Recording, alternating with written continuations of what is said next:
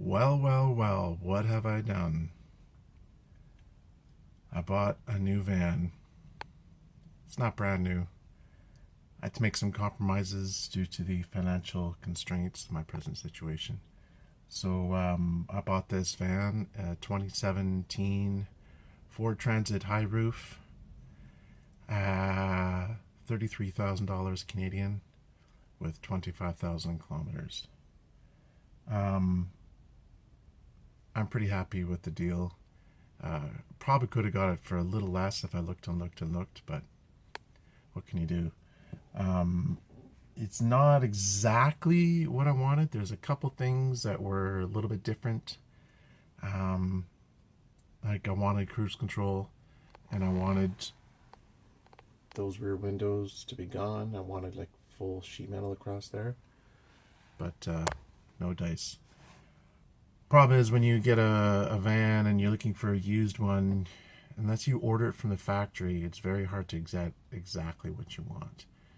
Um, and you know when you're, I really wanted the windows not to be there, um, but like 90% of the vans for sale used have windows.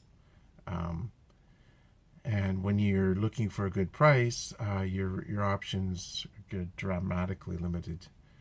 So yeah, I got windows. I can deal with it. I can put plastic dip over it. I'm probably gonna do a cheaper, easier solution for now, since now the money is a little bit tight.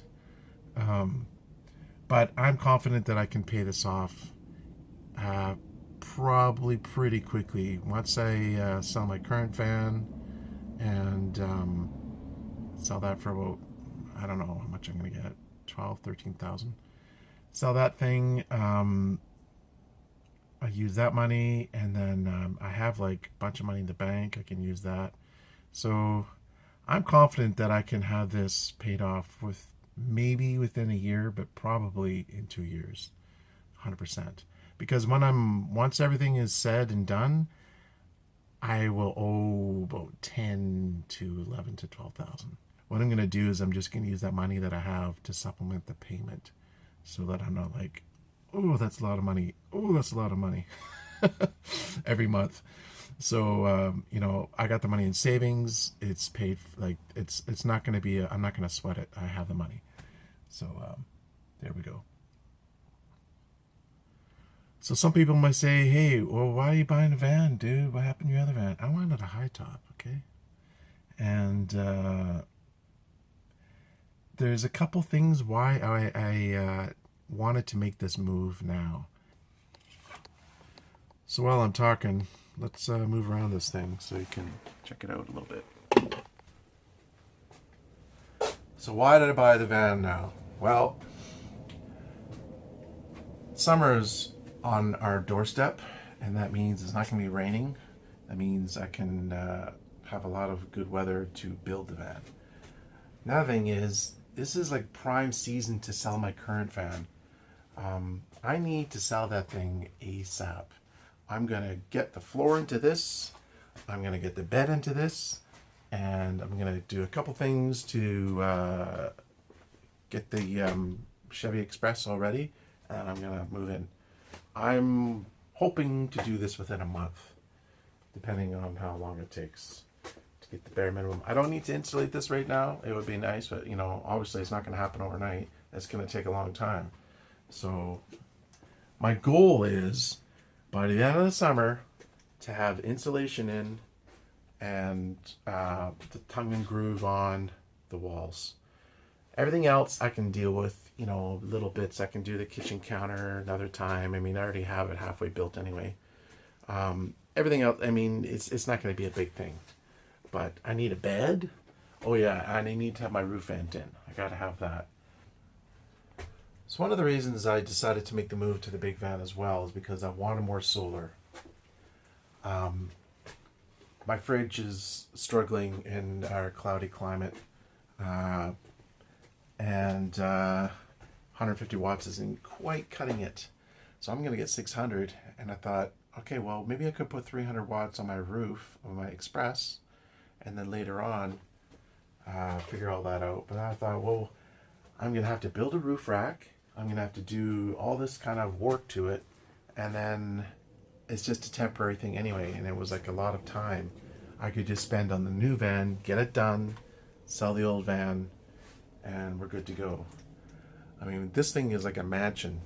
It's from the back windows here to the back of the front seats is 11 feet.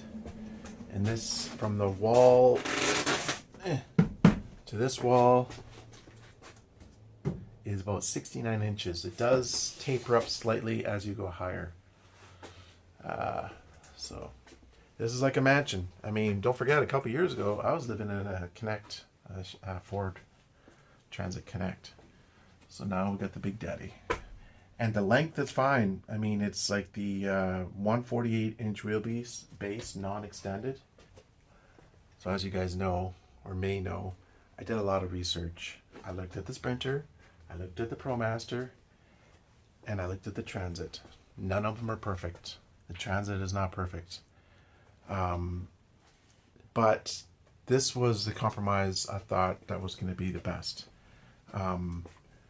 Sprinter's just out of my price range. Beautiful van, but the maintenance costs and the initial costs are just beyond my price range. I don't want to spend hundreds of dollars in oil change.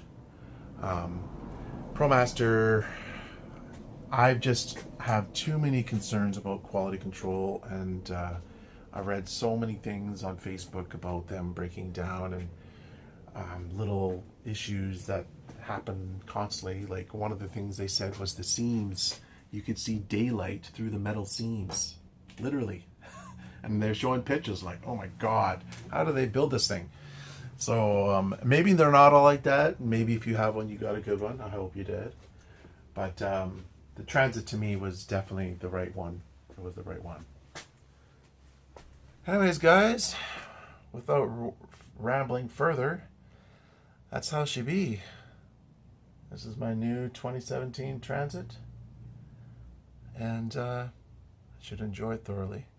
Thanks for watching, and be well, my friends.